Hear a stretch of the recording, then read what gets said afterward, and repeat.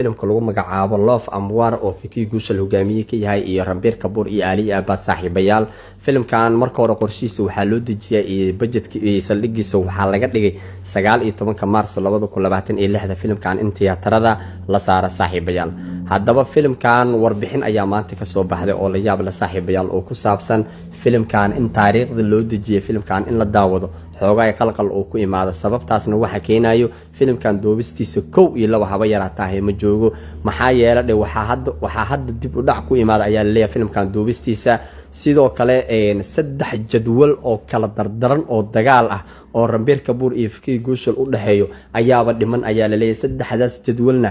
halkii jadwalba waxaa la duubaa 2 bilood marka waxaa la leeyahay film 3 jadwal oo kala daran ee u dhiman tahay halkii jadwalna la duubaya 2 bilood suurtagal ma aha ayaa leeyahay filimkan in la daawado bisha Maarso 2026. haddaba marka teamka filimkan iskale oo soo saarayaasha ka waxay soo bandhigeen filimkan duubistiisa waxay dhamaanay 27 January 2026 ayay dhamaanay ayaa la yiri marka bil iyo bar ama 2 bilood filimkan editingka iyo aaladda VFX-ka iyo waxyaabaha dhan oo filimka technology-ga looga baahan yahay 2 bilood laguma sameey karo marka waxay u badan tahay ayaa la leeyahay filimkan goordhow in lagu dhawaaqo in uu baaqday 20 bisha Maarso filimkan xilliga la daawo lahay inuu kadib dhici doono ayaa lagu soo waramaa saaxiibayaal tanna waxay farxad u tahay filimka Toxic oo Rock and Star hogaamiye ka yahay oo filimkan oo mar hore la soo gabagabeeyay hadeertaana uu diyaar yahay oo la daawanayo 19 Maarso 2026. Maarso sababta loo dooranayo 19 sababta loogu wada cararayo waxa ay tahay saaxiibayaal